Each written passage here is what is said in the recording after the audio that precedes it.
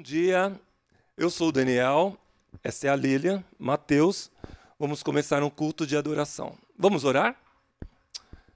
Pai de amor, obrigado por esta manhã, obrigado por este dia maravilhoso, dia que o Senhor nos deu, Senhor. E estamos aqui para te dar aquilo que tu mereces, Senhor, a nossa adoração, o nosso louvor, a nossa gratidão, Senhor, por tudo que tu és, Senhor. Tu és bom e o teu amor dura para sempre. E nessa manhã nós queremos te dar tudo o melhor, Senhor. A nossa gratidão, Senhor. Muito obrigado, Senhor. Te amamos, Deus. Te amamos, Deus.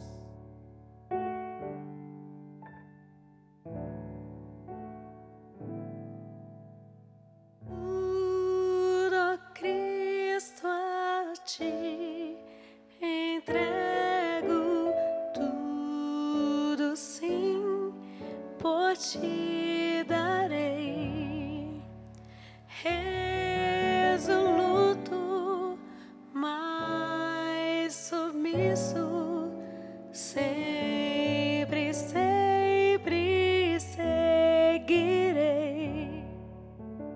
Tudo entregarei. Tudo entregarei, sim, por ti, Jesus, bendito, tudo deixarei. Tudo, ó Cristo, a ti entrego, corpo e alma, eis-me aqui. Este mundo mal renego, ó Jesus, me aceita a mim. Tudo entregarei, tudo entregarei, sim, por ti, Jesus, bendito, tudo deixarei. Tudo, ó Cristo, a ti entrego, quero ser somente teu, tão submisso à tua vontade, como os anjos lá no céu. Tudo entregarei, tudo entregarei, sim, por ti, Jesus, bendito, tudo deixarei.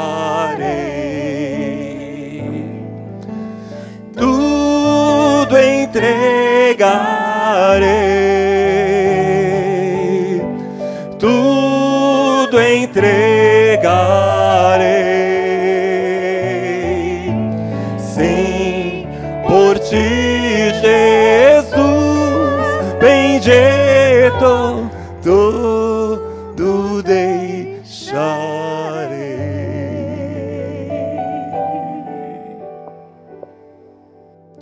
Tudo é teu, Senhor. A nossa vida, os nossos bens, os nossos dons pertencem a ti, Senhor. Recebe como uma oferta, como adoração a ti, Senhor. Em nome de Jesus, Pai. Amém, Senhor. Amém. Nós começamos hoje um movimento diferente para falar de coragem agora. Porque a coragem agora, a gente pensou muito sobre como ela se manifesta na nossa vida de Deus e das nossas atitudes. Mas agora, a partir desse domingo, a gente começa a pensar nos próximos 2 domingos, de como é que a coragem, como Deus vai gerar em você coragem para transformar quem você é. Você é o alvo dessa ação de coragem divina. E é sobre isso que a gente vai falar nesse tempo. A gente vai abrir a nossa Bíblia num salmo. E eu confesso a vocês que eu estava agora lembrando do que eu pensava quando eu era criança. Eu comecei a ler a Bíblia com 11 anos. Então, quando eu estava com uns 13 anos, que eu era criança, eu não me conformava pelos erros de Davi, né? Mal sabia os erros que eu ia cometer. Mas eu não me conformava com os erros de Davi. Esse é um dos salmos que fala de transformação, um dos salmos mais poderosos, que é o Salmo 51. Tá? E mal lido, como ele foi lido as primeiras vezes por mim, pelo meu desconhecimento de vida cristã, de vida espiritual, mal lido ele parece um lamento, mas ele é um salmo que tranquilamente daria para a gente expor sobre transformação durante aí pelo menos um mês para a gente conversar. Não sei se a gente vai fazer isso, mas a gente vai ler dos versos de número 4 a 10, tá? Deixa eu só explicar, eu falei de Davi, mas é o seguinte: Davi é rei de Israel e ele adultera com Batseba, tá? Ele faz uma tramóia que não lembra Davi, a história de Davi, mas é Davi.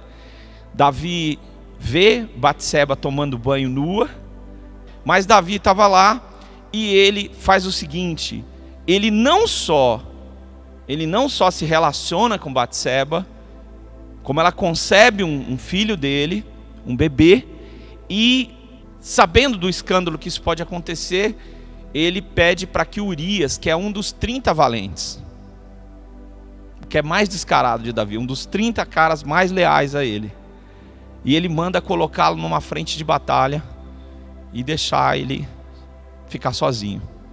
Não parece Davi, mas é o que a Bíblia diz que aconteceu. E depois desse acontecimento, o profeta vem e diz: você fez isso.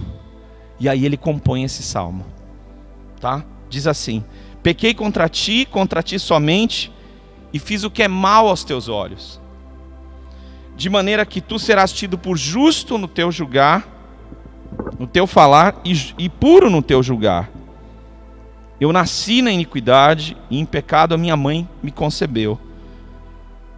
Tu te agradas da verdade no interior, no íntimo, e no oculto me fazes conhecer a sabedoria. Purifica-me com esopo, e eu ficarei limpo. Lava-me, e eu ficarei mais alvo do que a neve. Faze-me ouvir júbilo e alegria, para que exultem os ossos que tu esmagaste.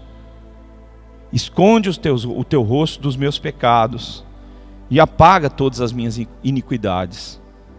Cria em mim, ó Deus, um coração puro, e renova dentro de mim um espírito inabalável. A gente vai pensar sobre o tema que a gente propõe para vocês, que é coragem para vivenciar um profundo arrependimento. E eu já queria dizer para você, para a gente equalizar a nossa conversa, que arrependimento, segundo a Bíblia, não é arrependimento conforme a gente usa no nosso vernáculo, no nosso dia a dia, na nossa língua portuguesa. Arrependimento, fiquei triste, eu me arrependi de ter comprado esse vestido, né? Na Bíblia, arrependimento é mudança radical de atitude. Mas como esse tema é o tema da nossa mensagem, eu só queria começar dizendo que não é isso. Não é ficar tristinho, não é isso, tá? Queria também lançar umas perguntas para vocês, que são bem pertinentes para a história de Davi. Por que alguns crentes, cristãos, são pessoas extremamente abençoadas e você talvez não seja? Não sei se você já parou para se perguntar disso. Por que algumas pessoas são extremamente abençoadas e por que outras aparentemente não são tão abençoadas assim? Não sei se você já se sentiu menos abençoado, né? Você olhando os outros faz assim: pô, aquele ali, aquela ali. E às vezes quando você está na igreja, você começa a pôr a responsabilidade é o seguinte: não, aquele ali nasceu na igreja. Geralmente o pessoal nasce na maternidade, viu, gente? Ninguém nasce na igreja. Mas por que aquela pessoa ali ela é tão espiritual? E algumas pessoas pensam assim: será que elas não têm problema? Será que elas não têm dificuldade? Será que elas não devem ter uma família que nem a minha? É como se tivesse tudo preparado para você ser uma pessoa cheia de vida, mas não está acontecendo. Por que algumas pessoas vivem milagres? E você talvez só ouça falar de milagres. Não sei se é o retorno, vocês estão ouvindo bem? Eu estou achando baixo aqui para mim, mas se para vocês está legal, eu acho que é meu retorno aqui só. Tá bom? Tá bom? É para vocês? Então, por que algumas pessoas vivem milagres? Aqui melhorou, super obrigado. Por que algumas pessoas vivem milagres e outras não vivem milagres? Porque parece que o meu milagre nunca chega, né? O que acontece?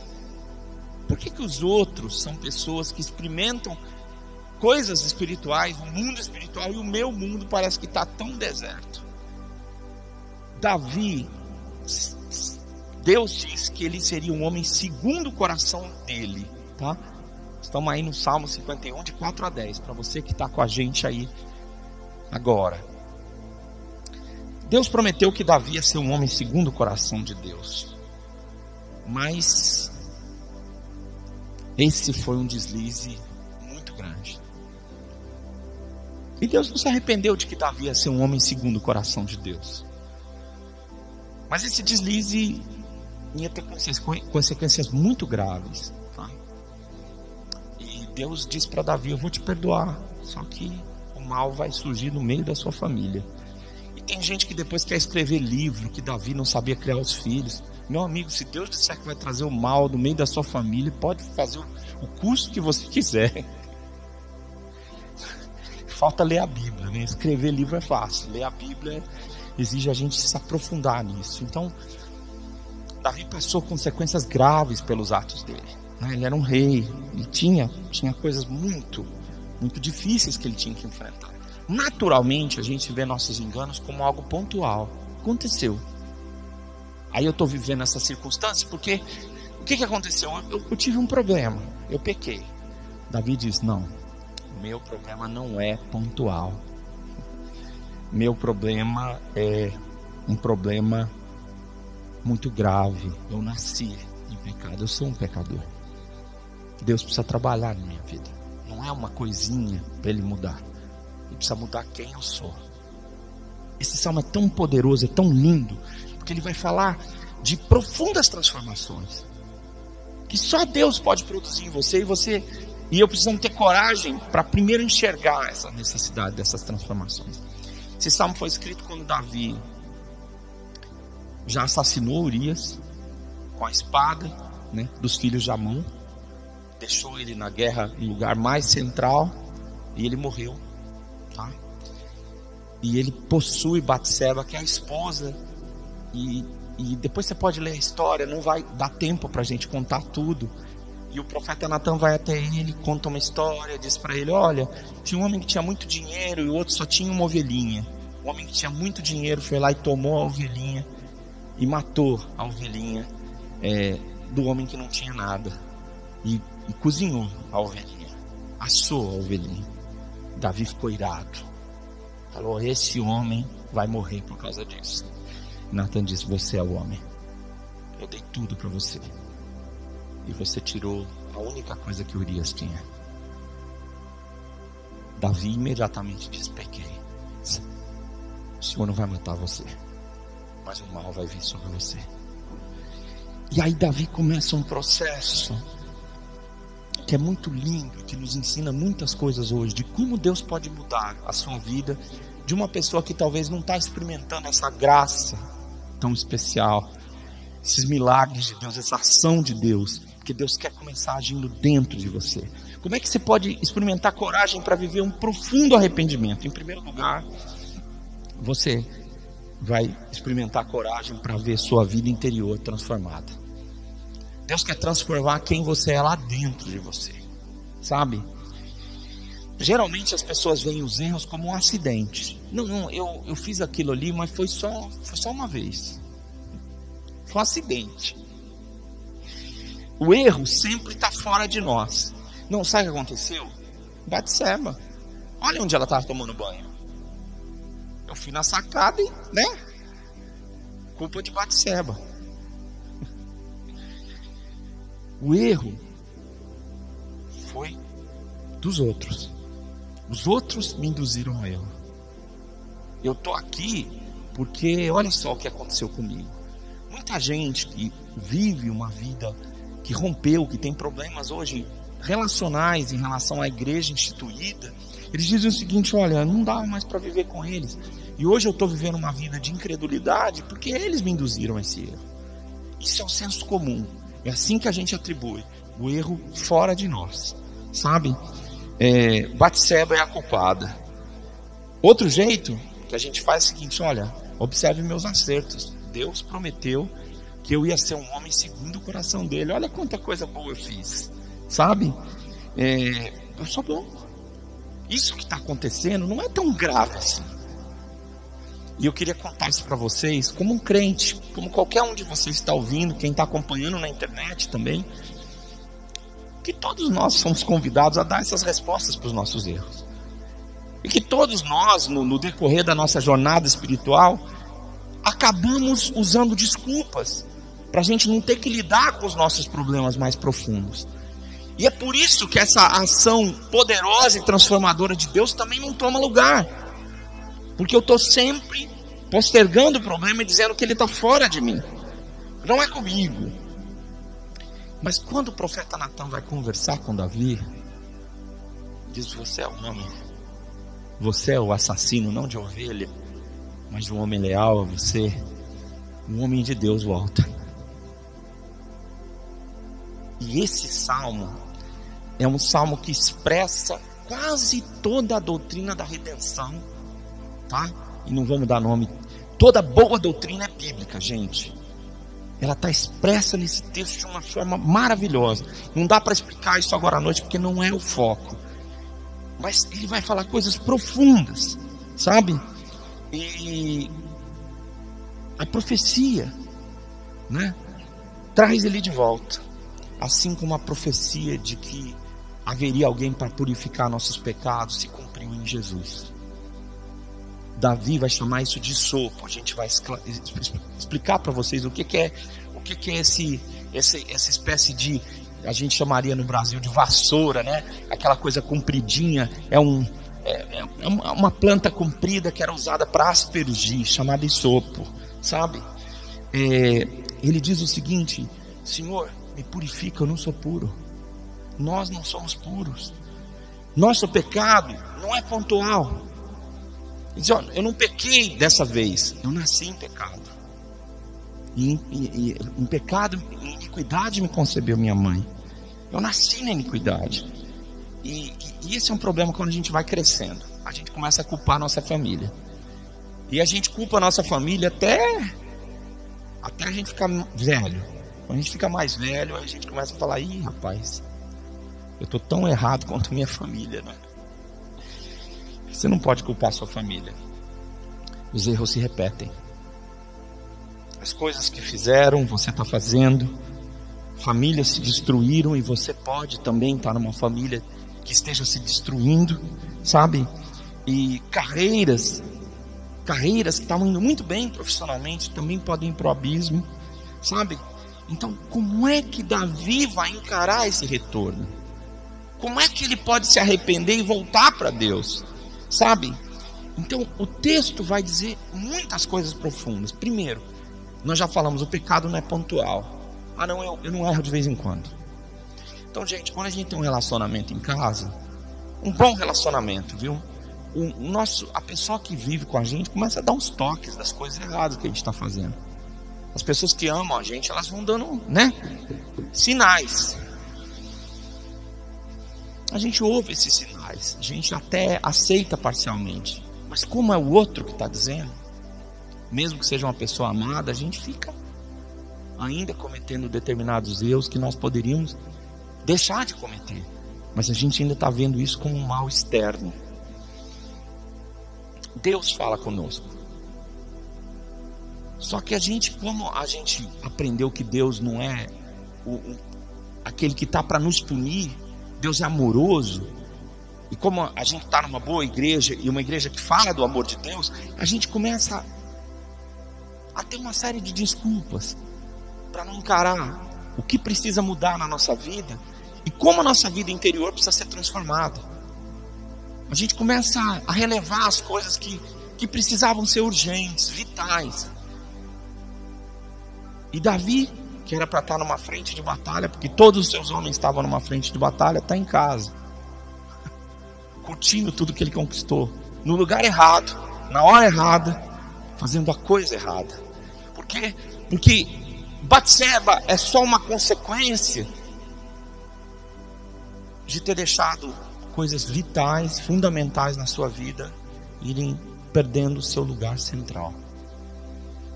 A vida em São Paulo é uma vida maravilhosa, mas é uma vida de muito ruído, de polifonia, muitas vozes, muito movimento. E você pode deixar de ouvir a voz mais importante da sua vida, que é a única voz que pode te trazer de volta à redenção, a voz de Deus, a voz da profecia que promete que Jesus há de vir e que já veio. Sabe? Como é que eu posso voltar depois de ter ido muito longe ou de estar frio espiritualmente? Tá? Como saber se eu estou frio espiritualmente? Gente, esse papo é um papo que valeria pós-culto, né? Com direito a cafezinho, pergunta. Quem sabe a gente não faz alguma coisa essa semana? Mas como é que eu posso saber que eu estou frio? Primeira coisa é que a gente se defende de um autodiagnóstico, ou de um diagnóstico espiritual, com hábitos. Eu não estou frio, eu canto igual eu cantava antes, estou até melhor. Eu não estou frio, olha quanto eu sei da Bíblia hoje. Eu não estou frio, olha quantas coisas têm acontecido na minha igreja. Eu não estou frio, olha como Deus me deu uma família maravilhosa. Mas transformação, segundo nós estamos falando, é dentro de você. E não é manifesto pelo que você pode tentar barganhar com Deus.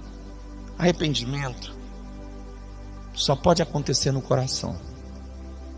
Então Davi diz: cria em mim, ó Deus, um coração puro. Senhor, me dá um coração novo. Esse coração não está funcionando mais como deveria. Dá um coração novo para mim.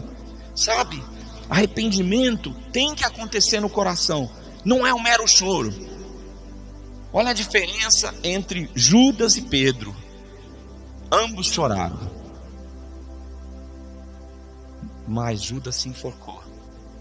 A culpa dominou Judas e Pedro se arrependeu e foi até Jesus para que o perdoasse. E Jesus o perdoou. Não é um mero choro, não é um pesar passageiro. Sabe, quando eu descubro que eu estou muito errado, eu não fico tristinho por um tempo, né? E eu me preocupo com uma coisa. Queria falar para os músicos aqui presentes, que parece que as décadas anteriores os cultos na igreja tinham um tom menor, sabe? O tom menor é triste, gente, assim, traz uma tristeza, sabe? O tom menor é bom para a gente soltar algumas frases de efeito no meio das canções. Os cultos eram em tom menor. Qual que era o problema? É que as pessoas acabaram confundindo o culto com tristeza, com imobilidade e com medo de emoções e afetos espirituais, que são emoções, manifestos em emoções. E hoje surgiu um outro tipo de igreja, bem ritmado, um som bem cheio de ritmo, cheio de coreografia, um som onde as pessoas o tempo inteiro não podem ficar tristes. E quando você não pode ficar triste, não há lugar para arrependimento, porque arrependimento produz uma tristeza para salvação, para redenção, sabe? Então eu queria te alertar uma coisa que sumiu da questão dos nossos cultos, da nossa vida. A tristeza tem um papel. Entrou uma pessoa na igreja que está chorando, não vai lá para pôr um lencinho, não vai dar um remedinho azul para ela, não deixa ela chorar, porque chorar é uma emoção que Deus prometeu que os que choram vão ser consolados. Se você não deixa a pessoa chorar, como é que ela vai receber consolo divino? Então a gente está vivendo um tempo em que as pessoas não podem mais sentir, e o arrependimento, ele não é um pesar passageiro, mas ele nos conduz, ou deve nos conduzir a uma mudança radical de vida. E eu queria dizer, por que mudança radical? Porque você diz que vai correr 10 quilômetros, termine em 500 metros. Você diz que você vai cortar o açúcar, né, e começa a semana num doce que foi irresistível, né? A gente faz muitas promessas, sabe? E se essas promessas, ou se essa mudança não for radical, não vai acontecer. O tempo vai passando e a gente não muda, sabe? E isso só vai acontecer porque Deus está tocando o meu coração e eu aceito isso. Me arrepender é dizer: Deus, eu sei que o Senhor não está feliz, eu não estou feliz e eu não voltarei a ser a mesma pessoa, sabe? Esse movimento é divino dentro de nós. E ele é divino e ele é tão poderoso porque ele é uma expressão do amor de Deus nos buscando, dizendo: volta para mim. Eu queria dizer que talvez hoje à noite, muitos de nós tenhamos mais uma oportunidade. Deus esteja estendendo a oportunidade para nós, dizendo: eu quero você. Você está ouvindo o Eli falando: pô, é o Eli. Não, sou eu sim. Mas talvez Deus já venha falando com você: eu quero você de volta. A natureza de Deus exige que você mude. Porque Deus é bom, Deus é justo. E se você quer andar com Ele, você tem que mudar. Porque se você não mudar, não tem jeito de andar com Ele, você vai andar sozinho. Tem jeito de você andar com os crentes da igreja, você tem jeito de achar uma igreja tão ruim quanto você. Se ela foi muito boa, você tem que mudar. Você fala: não, esses caras são muito crentes naquela igreja, não dá para mim não, vou para outra igreja. Mas quando você anda com Deus, a natureza de Deus exige que você mude. Minha compreensão sobre pecado hoje é muito superior. Eu sou muito pior do que eu achava que eu era na minha adolescência. Eu não acho que eu peco de vez em quando. Eu sou pecador. E eu preciso da graça de Deus todo tempo. E às vezes eu olho para mim e digo: mas eu não posso estar fazendo isso de novo. Não é possível que eu consiga cometer esses erros de novo. Estou sendo alertado e continuo fazendo as mesmas bobagens. O caráter de Deus exige mudança. Exige mudança. As pessoas, elas vão olhar para você, seus filhos estão olhando para você e vão fazer umas perguntinhas: mas papai, o senhor está falando aqui, mas eu estou vendo ali, como que é isso aí? Quando você anda com Deus, o Espírito Santo vai fazer uma pergunta dizendo: o que é isso que você está fazendo? Não espelha o caráter dele. Você é filha de Deus, filho de Deus. Ele fala: meu filho, você é meu filho, estou estranhando você. O que é isso? Que atitude é essa? Que pasmaceira é essa? Que calma é essa com seus erros? Eu quero transformar você, eu quero mudar de dentro para fora. Davi começa a experimentar o arrependimento. E ele diz o seguinte: eu pequei contra ti. Eu não matei Urias e não adulterei com a esposa dele. Ou não adulterei com a esposa dele e matei Urias. Não, eu estou errado contra ti. Eu não tenho um problema lá em casa, eu não tenho um problema no meu passado. Eu pequei contra ti. Contra ti somente. Eu fiz o que é errado para ti. Então, quando eu começo a buscar a transformação, eu não estou mais me escorando nas pessoas, eu não estou mais me desculpando nas pessoas. Não, eu começo a dizer: não, o meu erro é contra ti. O que eu estou fazendo é errado. Mas não é errado para A, para B, para C, ou até para mim. É errado para ti, porque eu te conheço. Eu andei contigo, eu sei o que o Senhor quer. E se você está me ouvindo nessa noite e o seu coração está sendo tocado, é porque você conhece a Deus e sabe o que Deus quer e o que Ele não quer para você, sabe? E às vezes você quer justificar o estado espiritual justificando pela sua família, pelo que não deu certo, pelo que você sofreu na vida. Você tem muitos, eu e você temos muitas desculpas. Eu fiz o que é mal aos teus olhos. Os teus olhos estão sobre mim, eu agora estou vendo isso, sabe? A gente não pode dizer para Deus: sabe, na idade que eu estou, sabe, Deus, só tem que entender, né? Eu não sou mais garoto, né? quando era garoto. Esse convite que eu estou ouvindo lá na igreja é para garota, é para menina, é para menino. Eu já sou, não dá para mim. É o que muita gente diz para Deus. Alguns dizem, ninguém é de ferro. O cara foi tomar banho lá e eu estava na sacada aí. Isso é conversa de quem realmente não entende que os olhos de Deus estão sobre ele, estão sobre mim, estão sobre você. E Deus está querendo mudar a nossa vida interior, não só o que a gente vê com os nossos olhos. E ele diz, por isso o Senhor é justo no teu julgar, né? Aliás, melhor para eu não trocar a frase, né? A frase diz o seguinte, verso número 4: tu és justo no teu falar e puro no teu julgar, né? O verso 4 diz isso. Então o que ele está dizendo para Deus? Deus, teu julgamento está sobre mim, e o Senhor vai me julgar. Eu queria dizer uma confusão que a gente tem. Por exemplo, se eu fizer uma coisa errada, Deus vai me punir aqui na terra?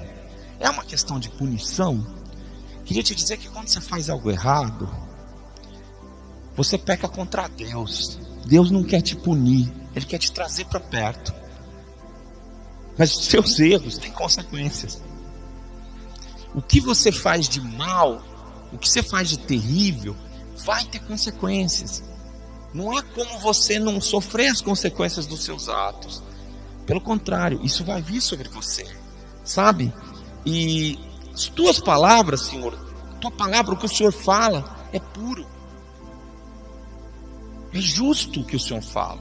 Queria te dizer nessa noite, de uma forma muito clara, que a palavra de Deus está acima de tudo. E se você quiser continuar servindo a Deus e andando com Ele, o que Ele falar tem que ser a lei para você. Precisa ser a lei. Ele diz, olha, o que o Senhor falar é justo. Se o Senhor falou, está justo. Então toda vez que você se encontrar com o povo de Deus, ouvir a palavra dEle, não considere a palavra dEle uma coisa banal. Não julgue um livro pela capa. Não olhe para o pregador simplesmente, não olhe para a simplicidade do lugar onde você está. Analise se Deus está falando. Porque se Ele estiver falando, é hora de você ouvir. Por quê? Estávamos conversando, eu e a Marta, nós saímos para jantar. A gente tem que tomar cuidado para não pedir muito milagre para Deus, porque Deus acaba de fazer um milagre, você já quer o próximo. Estavam conversando isso entre nós, sabe? Deus faz um milagre, você já fala, não, calma aí, amigo, você curtiu esse milagre até o fim, não? Tem gente que caça a palavra, né? Então escutou uma palavra na igreja e falou, nossa, palavrão, que esse é um termo usado por muitos aí, né? Que palavrão hoje, que palavra imensa, que coisa maravilhosa. Já quer a próxima, mas não quer se aprofundar, não quer digerir, que é a meditação, não quer pôr em prática. A palavra, a tua palavra é justa, Senhor. O Senhor não fala à toa. Se o Senhor falou, está falado. Se o Senhor fez, o Senhor é o quê? Puro no teu julgar. O Senhor não é porque eu sou segundo o teu coração que o Senhor não vai me julgar. O Senhor vai me julgar. Deus não tem queridinho para fazer o que é errado. Deus não pensa assim. Então, é na vida interior, na sua vida interior, é que a operação da graça de Deus se dá. Depois é visto pelas pessoas. Por isso ele diz, Senhor, o Senhor tem que criar um espírito novo em mim. Porque se o Senhor não fizer isso, eu não vou mudar. Sabe? E ele diz uma coisa muito interessante. Ele diz o seguinte, te agradas na verdade, no íntimo. Tu te agradas do que é verdade lá dentro, não da verdade que as pessoas querem ver. Gente, eu já estou sendo um expositor das Escrituras há muitas décadas. E eu sempre me pergunto quando é que eu vou parar. Mas eu sempre me pergunto isso desde o primeiro dia. E eu tenho uma resposta. O dia que não for verdade mais. O dia que eu estiver fazendo isso por algum motivo que não seja o que me moveu a fazer desde o primeiro instante, o chamado de Deus. Nada pode substituir isso. Deus se agrada do que é verdade. E Ele está querendo procurar o que é verdade dentro de você, e não o que você quer mostrar para as pessoas. Essa é a transformação que agrada a Deus. Esse é o arrependimento que Deus quer experimentar. E aí, nós já temos uma resposta por Davi. Por quê? Que em alguns momentos da nossa vida a frieza impera sobre nós e nós somos capazes de nos afastar tanto. E é por isso que a gente precisa de arrependimento. Se você olhar a essência das 7 cartas que Jesus enviou para 7 igrejas da Ásia, o tema delas, além da palavra se repetir, na maior parte delas de arrepende-te, o tema arrependimento está em todas elas, porque arrependimento é o sinal de alguém que crê em Jesus. Se eu creio em Jesus, eu preciso me arrepender. Se eu parei de me arrepender, é porque eu parei de me aproximar de Deus. E aí está todo mundo em guerra e eu estou em casa, curtindo, né, uma tela plana, né, ou uma tela tridimensional, vendo coisa que eu não devia. E desejando coisa que eu também não devia. Tá? E eu nem estou falando de pornografia. Eu estou falando de estar no repouso quando eu devia estar numa batalha com o povo de Deus. Em segundo lugar, lembra que a gente está falando sobre coragem para viver um profundo arrependimento. Em segundo lugar, ele pede para que Deus gere nele um espírito inabalável. E eu fiquei com essa palavra, e eu fui olhar no hebraico, e eu fui olhar no português, e eu preferi a palavra implacável. Tá? Davi havia sido um herói, agora ele era um assassino. Matou um dos homens mais leais à própria causa dele. Ele tem certeza de uma coisa, que o espírito dele não é o mesmo. Por isso que ele diz: cria em mim, ó Deus, um novo espírito. Eu não sou o mesmo cara. E olha, gente, se você tiver coragem de reconhecer, em primeiro lugar, que você não é mais a pessoa que você devia ser.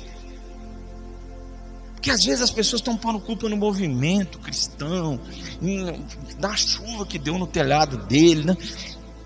E eu não sou a mesma pessoa. De herói eu fui para assassino. Cria em mim, ó Deus, um coração. Cria em mim, ó Deus, um coração puro. E renova dentro de mim um espírito inabalável. Dá um espírito novo, Senhor. Esse espírito que eu estou tendo não funciona. E o que ele diz? Que espírito é esse? Aí eu queria, para você que está acompanhando o texto, ele diz o seguinte, verso 8: faze-me ouvir júbilo e alegria. O que ele está dizendo sobre o espírito dele? Senhor, eu já não experimento a alegria. Essa alegria do Senhor. Gente, quando a gente começa na caminhada da fé, a gente ri o tempo todo. A gente fica feliz, a palavra de Deus falou, você fala, você viu hoje? Nossa, que coisa maravilhosa. Essa alegria. Sabe quando isso não está acontecendo? Você muda de igreja, mas não tem alegria. Você quer passar. Deixa eu encostar aqui no irmão, fulano de tal, na irmã, para ter alegria, porque esse cara está alegre. Como que ele tem essa alegria? Como é que ele aguenta esses problemas todos e está alegre, hein? Não é possível, né? É uma experiência profunda, espiritual, de que Deus está com você, de que Ele está ao seu lado.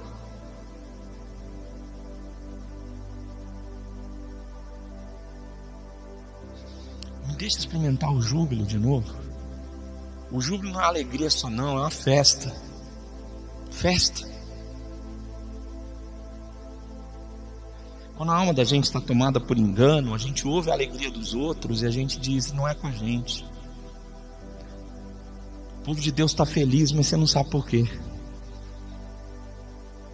Você vem para a ceia do Senhor e parece suquinho com, né, com um tipo de pão. Você não sabe o que é isso, porque você não entende o que é o júbilo do povo de Deus. Senhor, Senhor precisa me dar alegria de novo. O Senhor não precisa me dar dinheiro, o Senhor não precisa me dar uma coroa, o Senhor precisa me dar alegria, o Senhor precisa me dar júbilo de novo. Sabe? Senhor, restabelece os ossos que foram esmagados.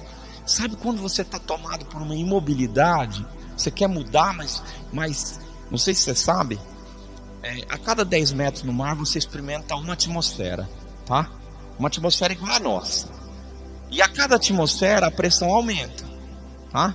Então se você descer 30 metros são 3 atmosferas. O que a pessoa que mergulha ela faz? Ela tenta compensar a pressão interior com a exterior. Senão ele tem um problema. No primeiro lugar são os tímpanos. Então esse pessoal que desce para fazer pesca submarina, né, que é bem seletivo, escolhe o peixe, né, pesca e traz de volta. Se ele não souber o que ele está fazendo, ele estoura os tímpanos. Por quê? Porque a pressão é muito forte. E se a gente continuasse descendo, o corpo nosso explodiria. Só um submarino aguenta descer muito. Tem gente que desce 40 metros, tem gente mais maluca ainda, mas normalmente o que você ouve falar de gente é descer até 40 metros, o que são 4 atmosferas. É absurdo. O cara tem que ter um pulmão e um costume, um hábito, uma precisão para ficar minutos debaixo d'água. Quando você está debaixo da vida que Deus não quer que você viva, você está numa pressão muito grande. E essa pressão Deus não criou você para viver. Tem uns bichos lá, para mais de 100 metros, eles são horrorosos, são feiosos, uns dentes assim. Tem um jeito de viver na escuridão. Tem luz, aparentemente luz própria, né? Eles são seres inimagináveis para nós, mas não é você, não sou eu. A gente foi feito para viver em uma atmosfera espiritual. E quando você sai desse lugar, seus ossos ficam esmagados. Quando a sua vida está esmagada e você não consegue de novo voltar a fluir e viver a vida que Deus planejou para você, sabe? E você está debaixo de uma pressão. E que pressão é essa? Culpa. Eu não gosto de ouvir a palavra culpa, sabe? Porque todo mundo se sente culpado desde o dia que a gente nasceu. Ai, a culpa não foi minha. Quando eu escuto alguém falar isso, eu não gosto. Ou quando a culpa foi minha. Culpa não vai conseguir resolver seu problema. Jesus morreu na cruz para levar a sua culpa e a minha culpa. Mas a culpa nos corrói, sabe? A gente tem medo do julgamento divino. Se você é crente, você tem medo de que Deus vai te julgar pelos seus erros. Você está fazendo coisa errada, fala assim, não, tá de boa. Quem diz que é crente e está achando que está tudo de boa, eu costumo dizer uma coisa muito simples, né? Quando me perguntam sobre perder a salvação. Ninguém perde o que não tem, tá? Costumo dizer isso muito, muito facilmente. O camarada veio de bilhete único e diz, vão roubar meu dinheiro. Eu só tenho o bilhete único. Pode roubar o bilhete único, mas dinheiro não. Vão roubar meu celular. Não roubar seu celular, você só veio com o bilhete único. Não tem como roubar o celular. Não se perde o que não se tem. Se você não se preocupa sobre o que Deus pensa sobre você, não precisa se preocupar. Não vai perder a sua salvação. Ninguém perde o que não tem. Só se preocupa quem tem. Quem teve um encontro com Deus, fala, eu não quero viver uma vida que desagrade a Deus. Mas se você não teve, você não vai perder o sono por causa disso. Eu te garanto. Imobilidade é quando você está debaixo de uma pressão tão grande, você diz, o Senhor está esmagando meus ossos, Senhor.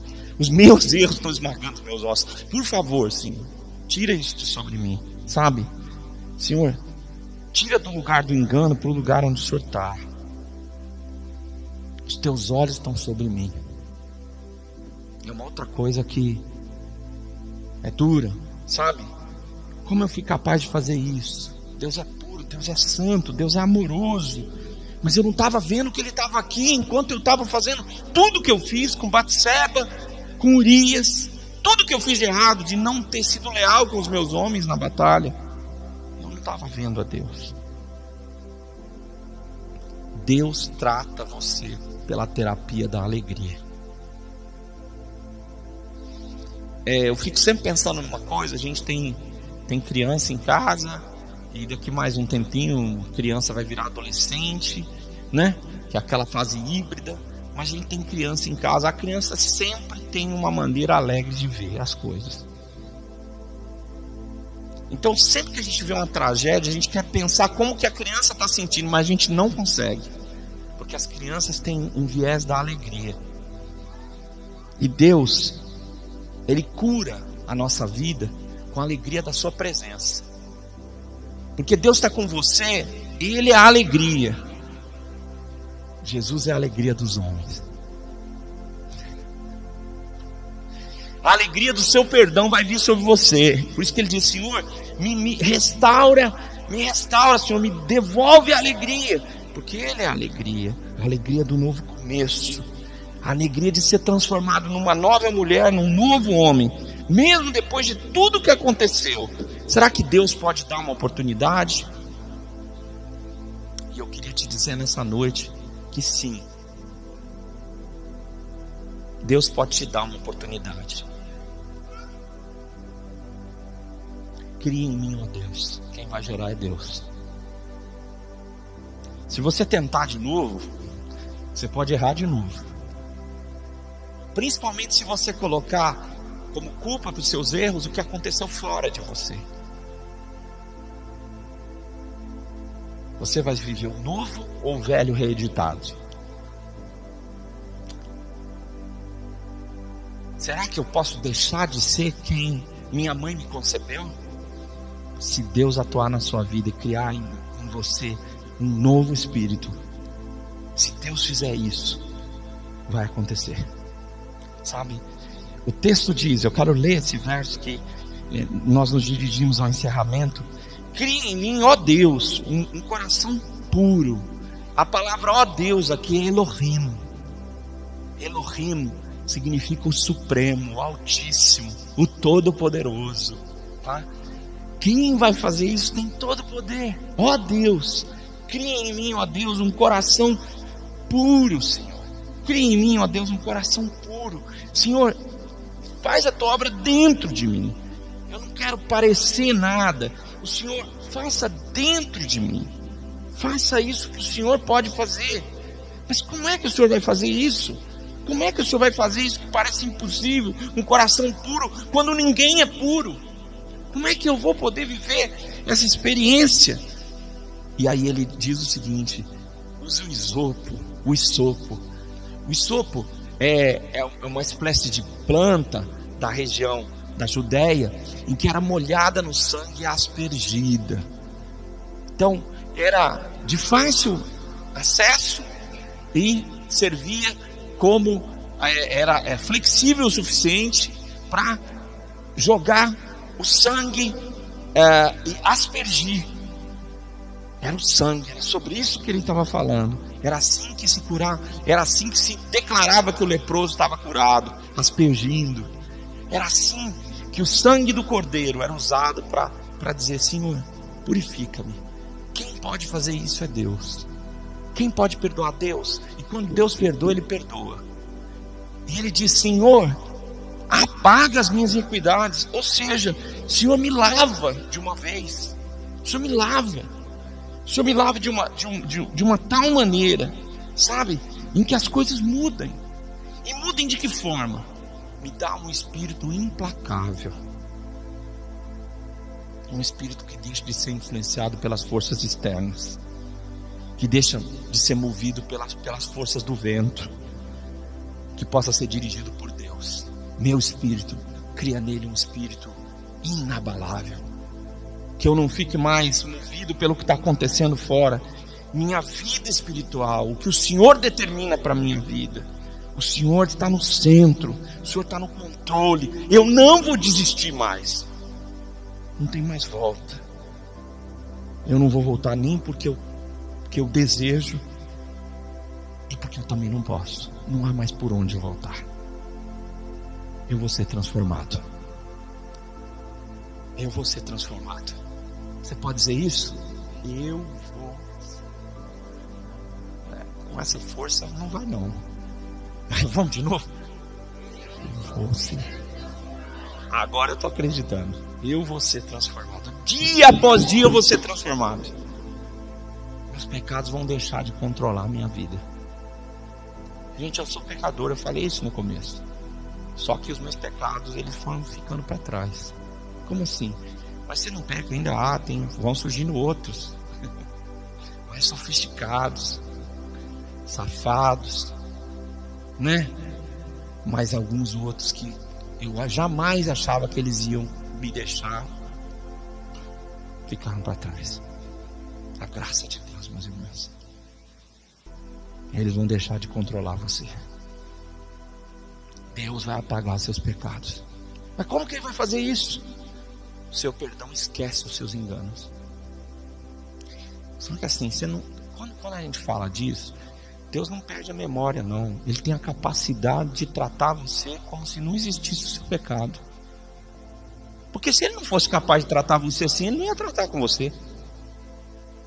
Ele ia olhar para você e dizer: esse cara é uma mancha, é uma nódoa. Sabe aquela nódoa? É isso, né? Aquele negócio que não sai da sua roupa. Você olhar para você e dizer: você é uma mancha. Mas Deus olha para você e te trata de novo. Você fez tudo errado. Mais uma vez. Pela milésima vez. E Deus fala: então, Deus ouve você. Deus ama você. E Ele trata você não como um engano. Não. Ele apaga os seus pecados no sangue de Jesus. Por causa do seu perdão, Ele envolve você com a sua graça. E se você não acreditar em você, Deus acredita em você. Seu olhar, que antes castiga você, agora você tem que entender, se você está indo pelo caminho do arrependimento, que o olhar dele traz você de volta. Ele o ama. O olhar de Deus é uma coisa muito séria. João diz que quando ele vê a pessoa de Jesus no Apocalipse, o olho dele está pegando fogo. E a pessoa diz: nossa, eu anseio ver isso. Não, amigo, o olho pegando fogo é problema, viu? Que algumas pessoas vão se queimar nesse olhar, viu? Mas não você. Porque é um amor que jamais você vai poder recusar. Davi, depois de todos os enganos, da frieza de herói para assassino, ele se volta para Deus e ele diz para Deus o seguinte: eu preciso de coragem para viver um profundo arrependimento. E Deus renovou a vida desse homem, e ele escreveu mais tantos outros salmos, e hoje nós estamos lendo um dos salmos mais profundos das Escrituras. Se você ler esse salmo 5 vezes, você vai 10 vezes, 20 vezes, você vai se ver nele. E você vai ver o que Deus quer fazer com você. Para você que conseguiu nos acompanhar, nós tivemos problemas técnicos. Deus está chamando você.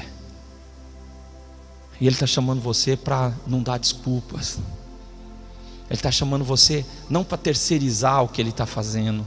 Deus está chamando você não para você se abrigar na mulher de Deus que mora na sua casa, no homem de Deus que está na sua casa. Não, Ele está chamando você.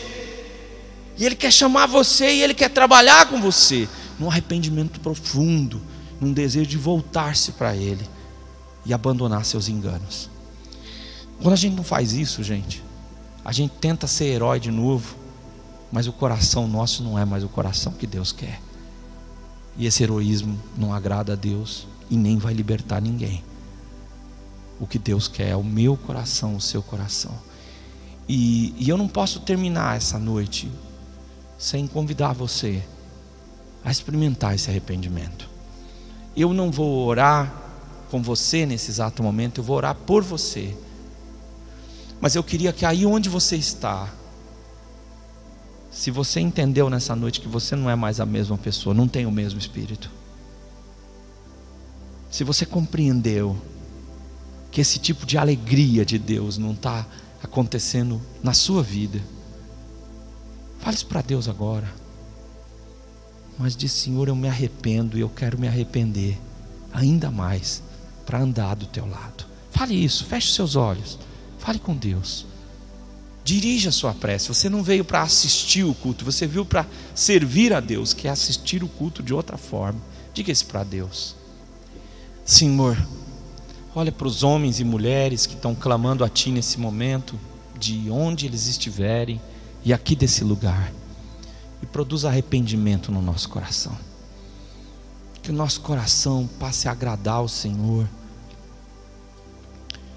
e que a Tua vontade seja feita na nossa vida, Senhor, em nome de Jesus. Amém. Estou muito feliz que você está conosco, que você está acompanhando a nossa manhã de redenção, e que isso está sendo uma bênção para a sua vida, eu tenho certeza. Eu quero te convidar para conhecer algumas coisas mais que nós estamos fazendo. Queria falar para você do Redenção Kids, que é o nosso canal de YouTube específico para falar para crianças com arte, de uma forma diferenciada, de uma forma divertida, alegre, muito bíblica. Então eu queria que você acompanhasse esse projeto que nós também desenvolvemos no YouTube, e queria também te convidar para você acompanhar as orações diárias, que também estão no meu canal do YouTube e estão também nas minhas redes sociais. Tudo isso você está acompanhando nos endereços que nós estamos passando agora e que você pode ver nesse vídeo. Mas mais do que isso, eu queria convidar você para ser um parceiro de redenção. Queria convidar você para, olhando para esse QR Code que nós temos aqui, contribuir voluntariamente para que esses projetos que eu quero que você veja possam ir mais longe, porque tudo isso é gratuito para que a gente possa compartilhar do amor de Deus. Com a sua ajuda, com certeza nós iremos mais longe. Então, por favor, entre no seu banco, então, com esse QR Code, faça a sua contribuição e se comunique com a gente que você é um parceiro, ou deixe contato para que a gente possa também entrar em contato com você para agradecer esse privilégio que é ter você com a gente.